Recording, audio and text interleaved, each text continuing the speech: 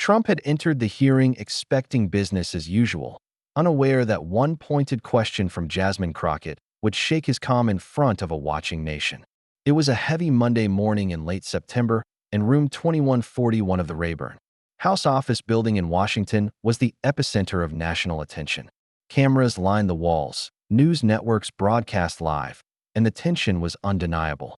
Still in his second term, the president was preparing to defend a controversial executive order that sought to strip federal funds from sanctuary cities and roll back certain birthright protections.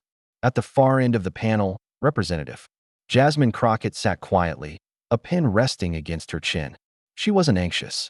If anything, she looked ready, like someone who had already seen how the conversation would unfold and was just waiting for the right moment. Dressed in a burnt orange blazer, Crockett remained focused as aides whispered nearby and staffers made last-minute adjustments. Then, 10 minutes past the hour, President Trump entered. Flanked by Secret Service and his advisors, he moved briskly to the table in a navy suit and red tie. On camera, his expression was neutral, but up close, the stress showed: tired eyes, a tight jaw, and hurried steps. The chair opened the session. "Mr. President, thank you for being here today." Trump leaned forward and responded, "Glad to be here. I think we're going to clear some things up. A lot of lies out there, a lot of dishonest people." Behind the press barrier, the audience stirred. Some journalists exchanged glances but stayed quiet. The first part of the hearing was predictable. Questions about the legal framing of the order, responses filled with political spin, evasions, and talking points tailored for media clips. Then the microphone was handed to Crockett. She adjusted it deliberately and began without glancing at her papers. "Mr. President, you've said this executive order is about security." "Security for who?" Trump raised an eyebrow. "For the American people. All of them." She gave a subtle nod. "And yet the communities most affected are immigrant groups that play a vital role in our economy and culture. Isn't it true, sir, that even your own Department of Justice flagged concerns about the constitutionality of Section 12? Trump leaned in with a smirk. "I expected better. This is recycled nonsense from the fake media. I don't answer to opinions, Congresswoman. I answer to results." A beat passed. A single breath of silence. It hung in the air just long enough to make everyone lean in. Crockett didn't respond immediately. She let the pause settle like weight in the room, then leaned forward slightly and said, "With all due respect, sir, results don't come at the expense of truth." Murmurs stirred behind the press ropes. One of Trump's aides tensed. He tried to maintain composure, but something had shifted. Crockett noticed. She continued, her voice steady and unfazed. "Let's talk about truth," she said. "Let's be clear about what this hearing is really about." She wasn't interested in grandstanding. She had come prepared, not for headlines, but to ask what no one else would. She shifted in her seat, not from discomfort, but with the quiet certainty of someone taking control. "Mr. President," she began again, "you've made transparency a central promise. You've campaigned on being honest with the American people. So I think it's fair to ask you to explain some things that don't quite line up." Trump glanced at his legal team. A curt nod told him to pay attention. "You've insisted that your administration is unified, that your family is strong, that your leadership is consistent. But I have here," she said, tapping the manila folder before her, "a collection of internal emails. Not from journalists, not from opposition. These are from inside your own team." The room fell almost completely silent. No coughs, no rustling, just the soft hum of equipment and cameras refocusing. Trump tried to brush it off. "I know where this is going. Another setup. Another gotcha moment." Crockett raised her hand, not dramatically, just enough to signal control. "Sir, this isn't personal. These are facts. These emails include discussions between your top aides about the First Lady's extended stay in Florida, arrangements for private travel, and Secret Service logs indicating that she spent fewer than 20 days at the White House in the past 3 months. Trump leaned back, scoffing. "Now we're talking about my marriage? What is this, Congress or Real Housewives of D.C.? But Crockett didn't let up. "The American people have a right to know whether what they're seeing is real or if it's a performance held together by PR teams and photo ops," she said. Even journalists in the room were shifting now, murmuring to one another. Trump's legal counsel was scribbling furiously on a notepad. You present your policies as reflections of your beliefs, she said. But if those beliefs are fractured, behind closed doors, if your image is curated rather than authentic, then how can we trust the decisions you make on behalf of the nation? That landed hard. Trump straightened and snapped. That's none of your damn business. Crockett didn't blink. You made it our business, she replied. You made it our business when you used your marriage as a campaign tool, when you sold the image of family values as proof of your leadership. You opened that door, Mr. President. He leaned forward toward the mic. And just like that, the hearing was no longer about policy. It was about the story behind the curtain. His tone suddenly sharpened. You don't know anything about my marriage, he snapped. I know exactly what your team is whispering behind your back. That was the breaking point. Trump struck the table with his hand, a sharp, flat smack that echoed across the chamber. You're disgusting, he shouted. This isn't what America wants. You want to talk about loyalty? About integrity? Crockett didn't blink. Integrity is exactly what I'm talking about, she said, cool as ever. The silence that followed was thick, the kind that signals something rare. The president had lost control of the moment, and she hadn't even raised her voice. Calmly, she flipped another page in her file.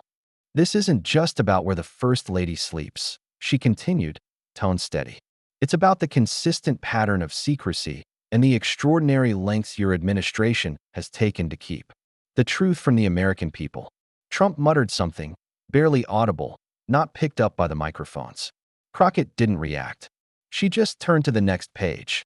Earlier this year, during sworn testimony, a former aide, without prompting, mentioned your growing dependence on a tight inner circle.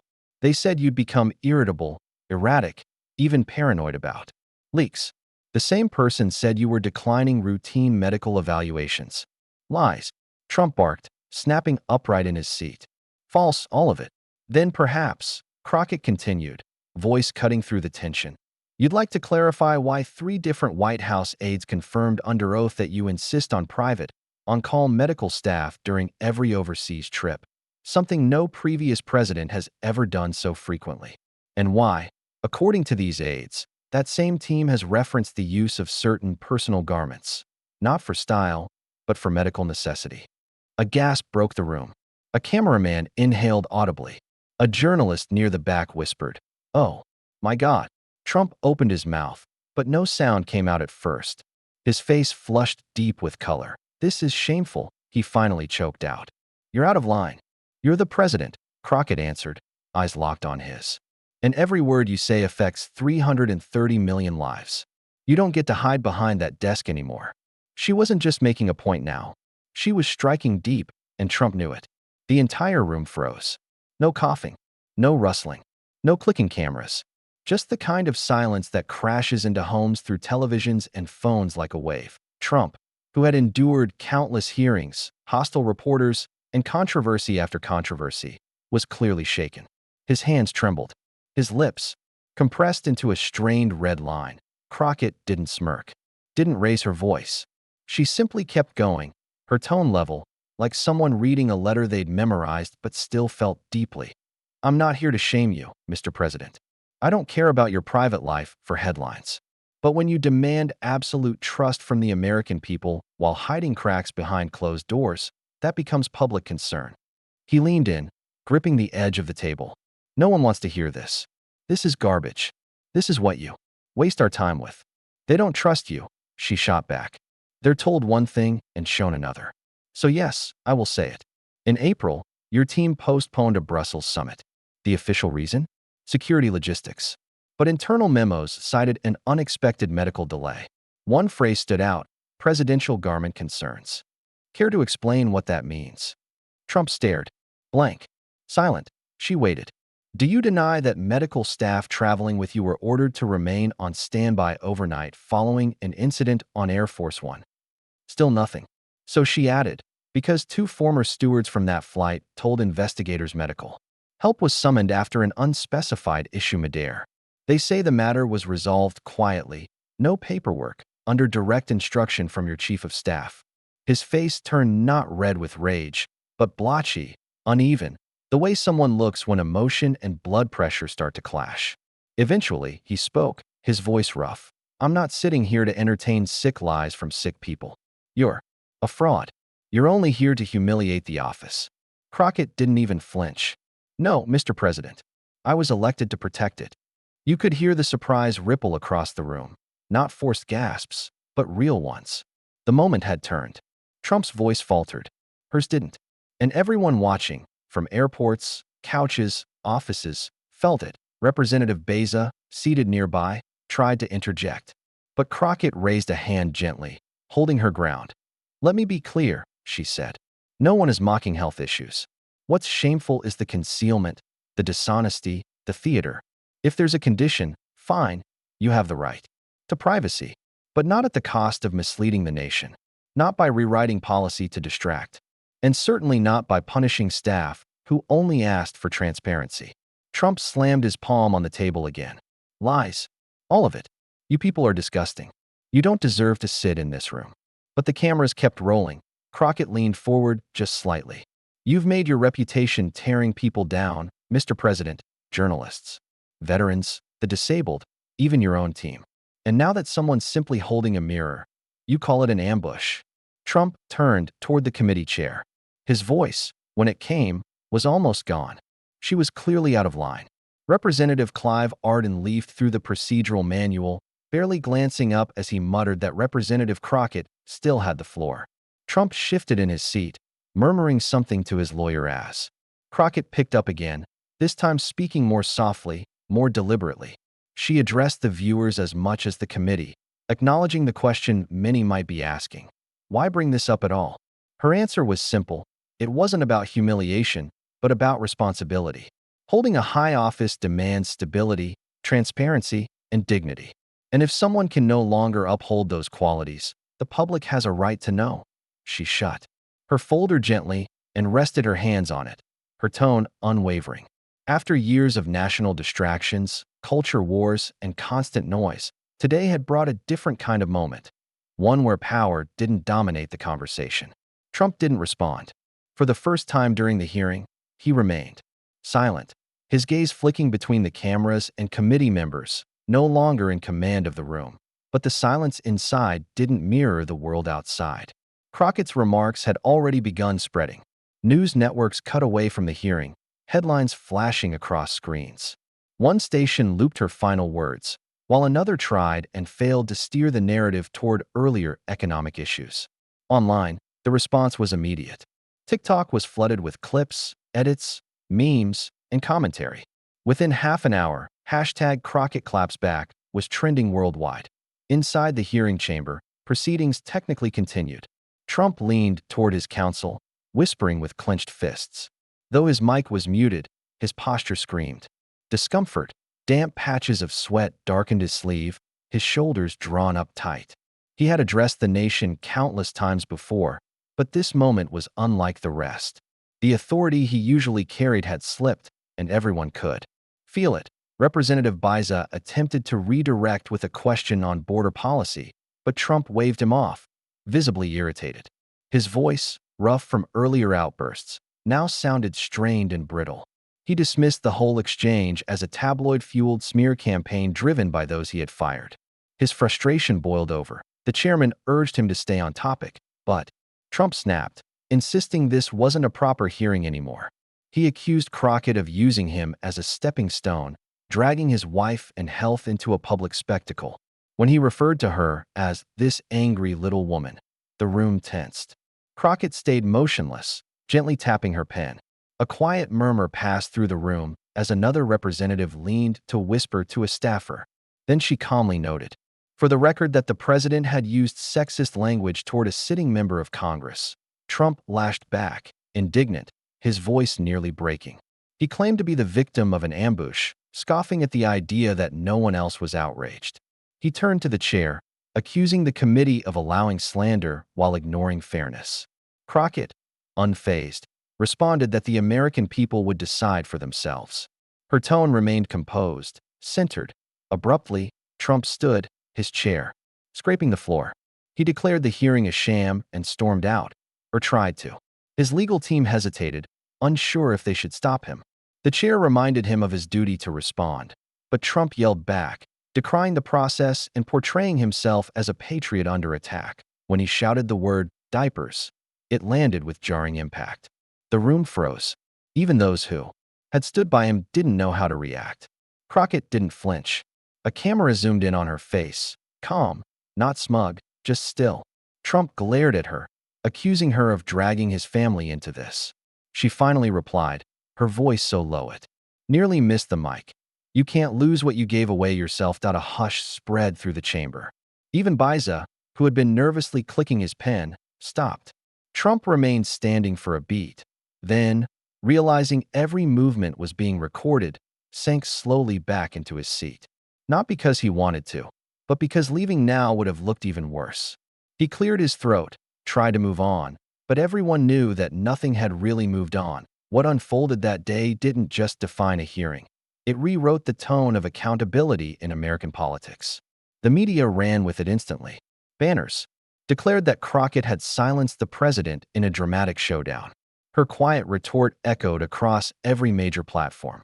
But even those headlines didn't capture the magnitude of what the internet was doing. TikTok stitched together clips of her takedown with battle music. Twitter erupted with comparisons to legendary legal icons and fictional heroes. Her every glance and gesture was analyzed like it belonged to a sports final. One viral tweet praised her for confronting power with precision, not noise. On television, her face filled the screens as analysts praised her calm approach. One anchor remarked that what the nation witnessed wasn't just a confrontation, but a reckoning, a call-out of theatrical politics without real substance. CNN ran the clip of her now famous line, cutting to a commentator barely able to hide a smirk. She hadn't shouted. She hadn't insulted. She had simply held the moment, and the man, accountable. And that, more than anything, left the biggest mark. And he knew it. Even Fox News couldn't pretend it didn't happen. One of their anchors tried to frame the exchange as somehow disrespectful, but they still aired the footage, and viewers saw it for themselves. Trump, visibly shaken. On YouTube, clips of the moment spread fast. Reaction videos exploded. One creator froze the frame right at Trump's outburst and commented, "You know they're losing when they stop answering and start yelling." Crockett didn't have to raise her voice, but it wasn't just the viral edits or internet commentary that struck a chord. The quieter moments landed even harder. Parents watching with their kids, teachers bringing it up in class, older listeners calling into talk shows, saying they'd never seen such a confrontation handled with calm and facts rather than shouting. Crockett's office was flooded with thousands of messages. Sure, some were angry, but most were from veterans, nurses, retirees, students, people who didn't even know her name that morning. She stayed silent for a full day, letting the public speak. Her team only posted one line online: integrity doesn't need volume. Truth doesn't need theatrics. It went viral. The president didn't stay silent. Right before midnight, Trump jumped on Truth Social and posted in fury, "Jasmine Crockett is a disgrace to Congress. Horrible, twisted facts attack my family."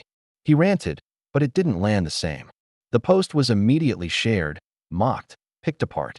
Something had shifted. In the replies, people weren't echoing him. They were quoting her, comparing his rage to her calm. The difference was impossible to miss. Late-night comedians barely had to do anything. "You know it's bad," one joked, "when the guy who used to own the news cycle is now trying to unplug the machine." Crockett's team fielded over 40 media requests in the next 24 hours. By the week's end, she'd appeared on everything from The View to Morning Joe to a PBS town hall. But she wasn't just showing up, she was saying something. During a Q&A, a student asked her, "Were you nervous standing up to the president like that?" She smiled and said, "Nervous, yes. Scared? No. Because if you speak facts, there's nothing to fear. And if someone powerful starts yelling, it's probably because they don't have any left." That clip alone racked up 12 million views in 2 days. Inside the White House, though, it was a different story, confused, frantic. Behind the gates of 1600 Pennsylvania Avenue, everything was falling apart. By mid-morning the day after the hearing, 3 senior officials had already canceled their public appearances. The press secretary, Clayton Riems, usually glued to the podium, was nowhere in sight. In the West Wing, people whispered in hallways, slid phones into pockets, and avoided eye contact. No one wanted to be the next one called upstairs. Trump had been alone all morning in the private dining room next to the Oval Office. No advisors, no family, just a loop of news clips. Crockett's voice, Crockett's face, sound bites that were now headlines. You can't lose what you gave away. If the truth shakes you, maybe it should. Not a performance, a statement. At one point, after a network played a slow-motion clip of him slamming the table, he shouted to no one. They keep looping it like I'm a cartoon. His chief of staff, Nolan Crane, hovered in the doorway, hesitant. Senator Whitlow's on line 1, sir. She wants to talk next week's floor strategy. Trump waved him off. Tell her to call Ivanka if she wants small talk. Crane didn't move.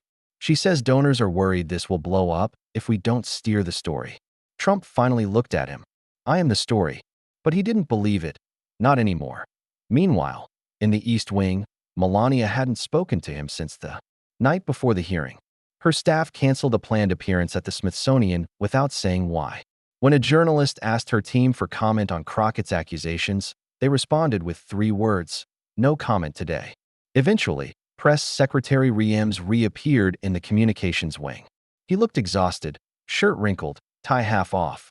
We need to reframe, he told a huddle of top advisors. Stick to policy. The immigration order. She made it personal. We stay professional. That's our pivot. Someone raised their hand. What about the diaper stuff? The health rumors? Riems exhaled. We don't engage. We call it a coordinated smear. We don't confirm anything. Not a single word. Crane leaned forward.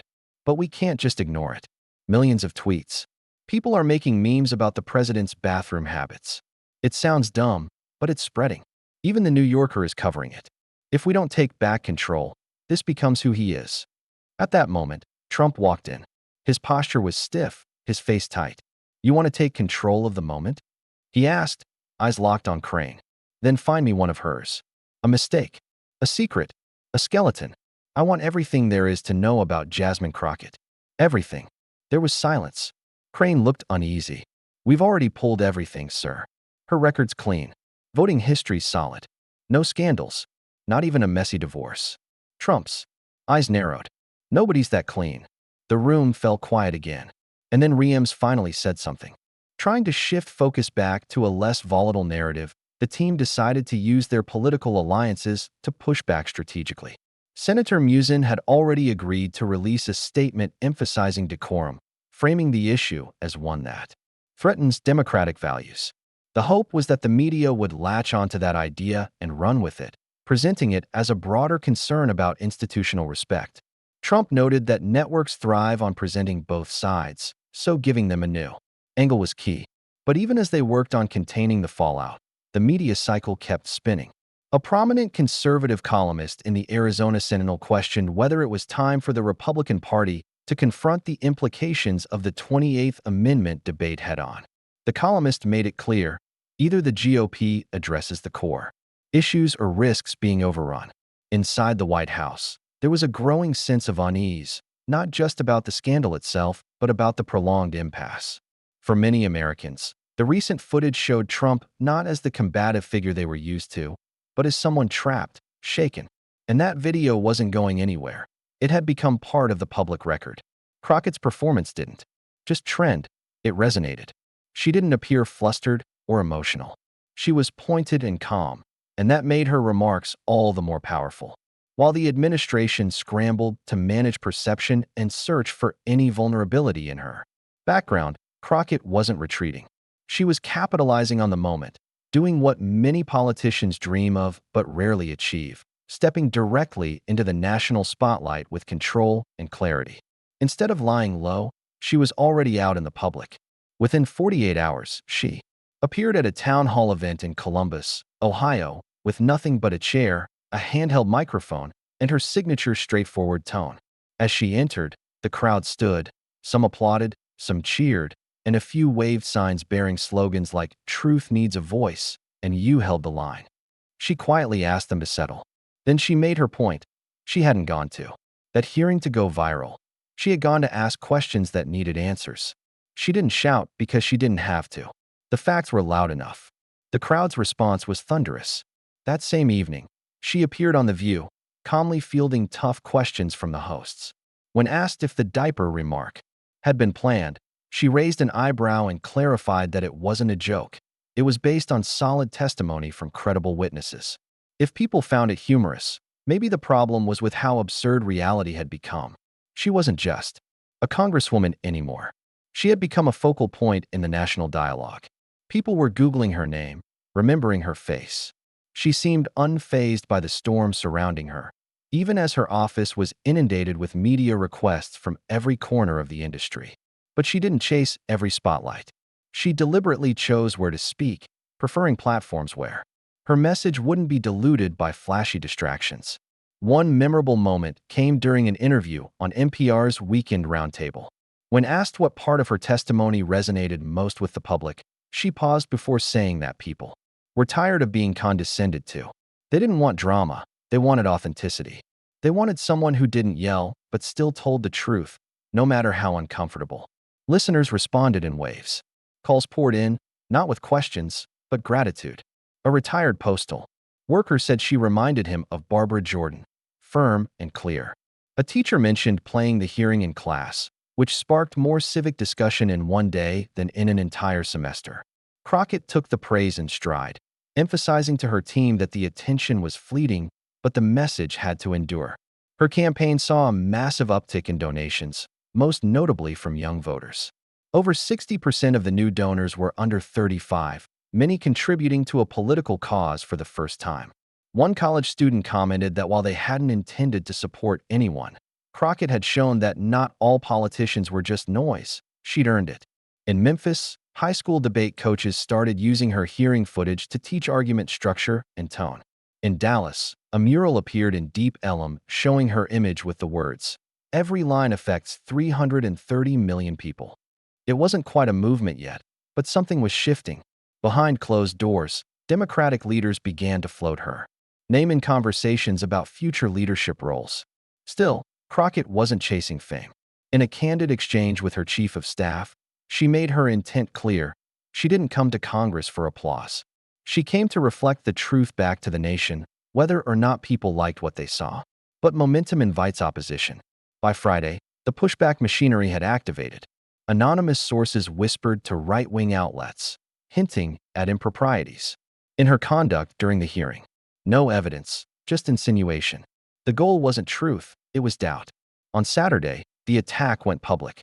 Congressman Clyde Henshaw, a conservative stalwart, filed a formal motion to censure her, accusing her of disrespecting the presidency and lowering the decorum of the chamber. Right-wing media pounced. Commentators framed the censure as a return to order. One anchor went so far as to call her a disgrace in a power suit. But this wasn't a different era. The country wasn't what it once was. Public sentiment had evolved. And by Sunday morning, Crockett stood in her Dallas district office, facing more cameras than ever before. No prepared script, just her voice. She didn't rely on notes or dramatic flair. She simply looked out over the room and began speaking. What she said wasn't about being polite. It was about exposing control. She didn't shout or make it personal. She just pointed out contradictions that mattered to the public, and for that, some wanted to punish her for doing her job. Her voice stayed steady, her rhythm calm. She wasn't trying to make a spectacle. She was just tired of everyone else pretending. She'd been elected to be direct, not to make the powerful feel comfortable. When a local journalist asked if she regretted mentioning the president's marriage or health rumors, she answered without flinching. If he didn't want people questioning his honesty, maybe he should stop lying. If he didn't want scrutiny over his health, maybe he should stop hiding it. That moment aired across every major network within the hour, even those that usually ignored stories like this. It wasn't just about her defending herself. It was her calling out the entire system, and people noticed. But in Washington, things were escalating. By Monday, the censure vote had made it to the House floor. The outcome was close, 214 for, 216 against. It failed, barely. The deciding votes came from moderate Republicans who had felt intense pressure from voters. One of them, Representative Cordell, said he didn't agree with her delivery but respected that she spoke out and did so without shouting. She didn't cheer when it was over. She left the chamber as calmly as she entered, though her team could feel the shift. When asked later if she wanted to issue a statement, she declined. "Let them sit with it," she said. They brought it forward, and the people rejected it. That says enough. While Congress focused on the failed censure, the public response was soaring. Her town halls were packed. People waited in long lines just to listen. In Tulsa, a young girl stood during a Q&A and said, "You made me feel like I could speak up, even when I'm the only one who looks like me." Crockett didn't cry, but she held the girl's hand and told her, "If they don't give you space, take it. If they don't give you the mic, step closer to it. Never wait for permission to speak the truth."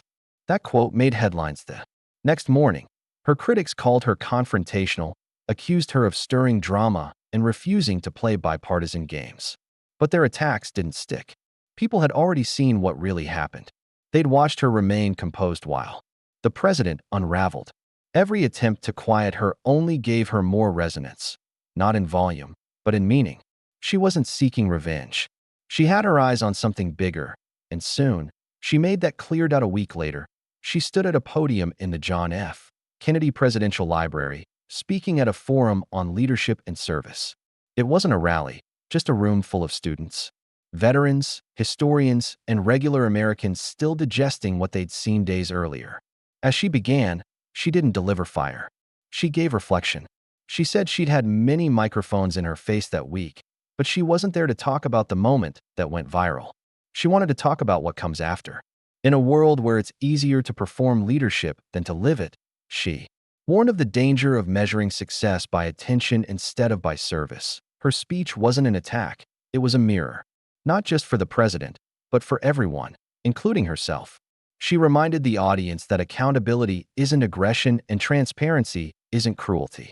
Asking questions of someone powerful doesn't make you disrespectful. It makes you responsible. People leaned in. It wasn't just another headline. It was truth, clear and still. She shared how she'd gone home the night after the hearing, removed her shoes, sat on her bed, and didn't feel victorious, just heavy. Everyone called it a win, but it didn't feel like one. It felt like finally saying out loud what so many had kept quiet. Then she shifted.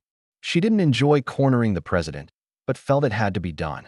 She spoke of the danger in avoiding difficult conversations, of confusing silence with protection. Truth protects democracy, she said. A cough in the back, a tear in the front. Her voice never wavered. She wasn't aiming for fame. She wanted kids watching to know that courage doesn't look like yelling, and fear doesn't look like asking questions. It landed, not with a bang, but with a collective realization. She talked about how politics had become performance, how leaders were judged on how they acted, not what they stood for. She wanted people to feel okay asking hard questions, even with a shaking voice, even in silence. The applause came only when she finished, but it was real. Not because she'd attacked anyone, but because she'd given people something to believe in. That leadership could be more than spectacle. That dignity might still have a place. When a reporter asked how she was handling it all, she replied, "Pressure only cracks what's hollow." Her words spread again, this time not as a viral moment, but as a message with substance. Editorials followed, even from ideological opposites. A conservative columnist wrote that she reminded America what integrity under pressure looks like. A former ambassador tweeted that she hadn't humiliated the presidency, she reminded it of its duty. That quote landed on the Oregon Tribune's front page. The story was no longer about shouting or confrontation. It had become something bigger. Weeks later, she sat in a modest radio station in Dayton, Ohio. No lights, no stylists, just a microphone with static and a host who asked, "Do you feel pressure being seen as a symbol?" She paused. "I don't feel pressure to be a symbol. I feel responsible to stay human. Symbols don't get tired. People do." She looked down, then back up. She shared how she ate alone the night of the hearing, not for privacy, but to reflect. She read a message from a woman who'd found the courage to speak up at work after seeing her stand firm. That's what stayed with her, not the noise, but the quiet moment someone saw their own strength. When asked what she'd say to the president now, off the record, she answered without hesitation. "I'd tell him he still has a choice. He can keep pretending, keep hiding, or he can stop performing and be honest." It's hard, but freeing. Her voice carried no bitterness, just the clarity that comes from facing power and not blinking. She returned to Washington quietly. The buzz had faded, but the atmosphere had changed. Staffers addressed her with newfound respect. Constituents approached her not for autographs, but to discuss policy and truth. One man at the airport handed her a note that read, "You made silence less comfortable. Thank you." That may have been the real legacy. Not the headline, not the confrontation, but the reminder that truth doesn't need volume to be powerful. Real strength is often silent, steady, and unshaken even as power falters. That's the kind of leadership we need. People who don't chase the spotlight, but don't shy away from responsibility either. People who hold others accountable without turning it into theater. If we take anything from Jasmine Crockett's exchange with the president, let it be this. Decency is not weakness, clarity is not cruelty, and honest calm can move a room more than any angry outburst. Now more than ever, this country needs that kind of strength, in halls of power, in classrooms, in homes. People who speak up, even if they tremble. People who act, even if they stand alone. Because silence solves nothing, but speaking up just might. And if you believe in that kind of courage, stay with us. There's more to come.